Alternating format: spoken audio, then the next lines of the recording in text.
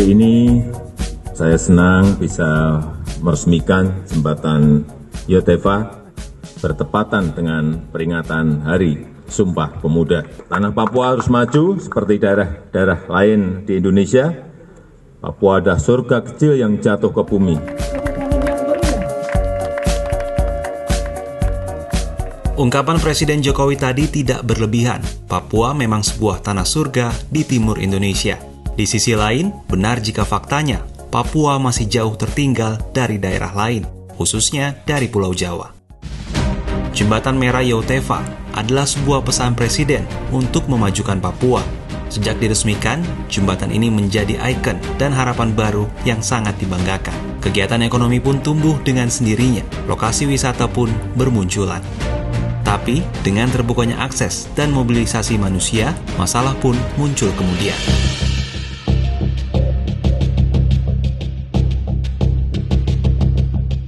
Kalau memang dulu waktu tempat ini masih ada mangrove, penghasilannya bagus. Ikan di laut ini juga banyak, besar-besar ikannya.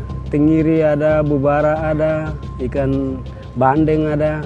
Kalau sekali turun itu bisa sampai 30-40 kilo itu masih bisa dapat.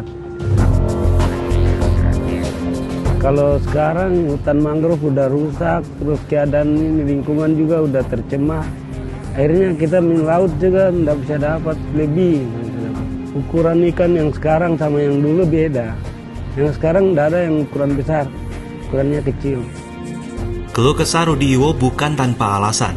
Puluhan tahun menjadi nelayan, hidupnya sangat bergantung pada hasil tangkapan ikan yang kini menurun. Ekosistem pesisir yang kian tidak sehat dituding sebagai penyebabnya. Bukan saja sejak jembatan merah itu berdiri, namun jauh sebelum itu ketika pertumbuhan penduduk di Jayapura kian meningkat. Isu dan permasalahan yang terjadi di Teluk Yotefa itu yang pertama itu adalah pencemaran. Ada banyak sampah yang masuk ke dalam perairan, kemudian banyak juga limbah-limbah organik maupun anorganik yang masuk ke dalam perairan. Itu bisa berupa limbah padat maupun limbah cair, termasuk limbah logam berat itu. Dari timbal itu sudah melebihi ambang batas di dalam perairan. Itu didapatkan setelah melihat dari kandungan yang ada di dalam beberapa jenis ikan dan kerang yang diteliti oleh teman-teman itu.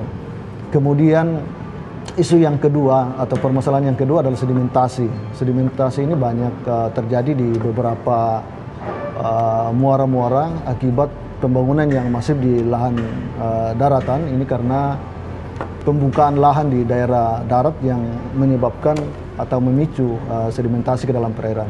Yang ketiga, degradasi hutan mangrove. Nah, hutan mangrove tadi ini banyak yang telah dikonversi. Ada yang tadi pertama adalah konversi untuk jalan dan jembatan, kemudian untuk pemukiman, ini yang paling banyak, kemudian untuk tambak, kemudian juga ada yang penebangan yang dilakukan oleh masyarakat dalam rangka pemanfaatan sebagai kayu bakar dan lain sebagainya. Jalan pintas ditempuh Rudi. Ia beralih dari nelayan tangkap ke nelayan bagang. Alasannya sederhana, ia bisa mendapat penghasilan ganda. Pagi hingga sore mengoperasikan jasa sewa perahu wisata dan transportasi. Sementara malam, ia berangkat ke bagang mencari ikan puri atau ikan teri. Ia tak lagi perlu mencari ikan besar ke perairan yang jauh. Bagang ia tambatkan di Teluk Yotefa tak jauh dari tempat tinggalnya di Kampung Enggros. Kalau dari bagang itu setiap malam itu kita lihat dari hasilnya. Kalau satu malam dapat puri sekitar 5 atau 6 ember, ya lumayan hasilnya. Satu ember bisa 400, 500 bisa dapat. Tidak semua nelayan memiliki strategi seperti Rudi. Kebanyakan nelayan memilih tetap melaut mencari ikan keluar teluk sekecil apapun hasil tangkapannya. Terlepas dari persoalan ekonomi nelayan, hal lain yang tak boleh dianggap remeh yaitu penemuan timbal yang melebihi ambang batas dalam tubuh ikan dan kerang. Ini adalah bukti terjadinya penurunan kualitas ekologi perairan, khususnya di Teluk Yotefa. Penurunan kualitas ini berpengaruh terhadap perubahan struktur komunitas biota-biota yang ada di perairan, terutama ikan-ikan dan kerang-kerang yang menjadi salah satu target tangkapan dari masyarakat nelayan. Oleh karena itu, mata pencarian menjadi terganggu, khususnya nelayan-nelayan yang sebagai penangkap ikan, pengumpul kerang, dan lain sebagainya. Ancaman lain yang nyata di depan mata dari kerusakan ekologi ini yaitu berdampak pada industri pariwisata yang ada di pesisir.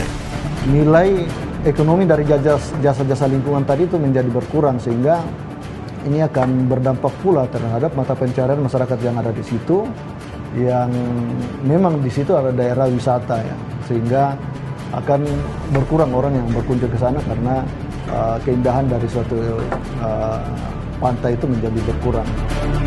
Pembangunan berbasis ramah lingkungan adalah jawaban terhadap semua persoalan ini. Terdengar seperti retorika, namun nyatanya memang tak ada jalan lain yang bisa dilakukan agar kehidupan semesta ini bisa berjalan dalam waktu yang lama. Suatu pembangunan di daerah pesisir atau di daerah pantai itu bisa saja merubah pola-pola arus yang ada selama ini, sehingga bisa saja menimbulkan pada beberapa tempat itu terjadi abrasi, kemudian bisa pada daerah tertentu bisa terjadi pengendapan seperti itu.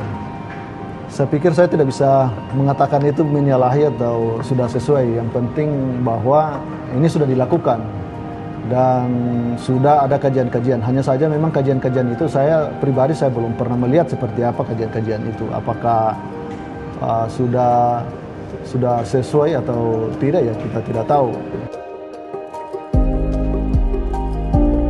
Jangan sampai cita-cita memajukan Papua pada akhirnya berujung sia-sia.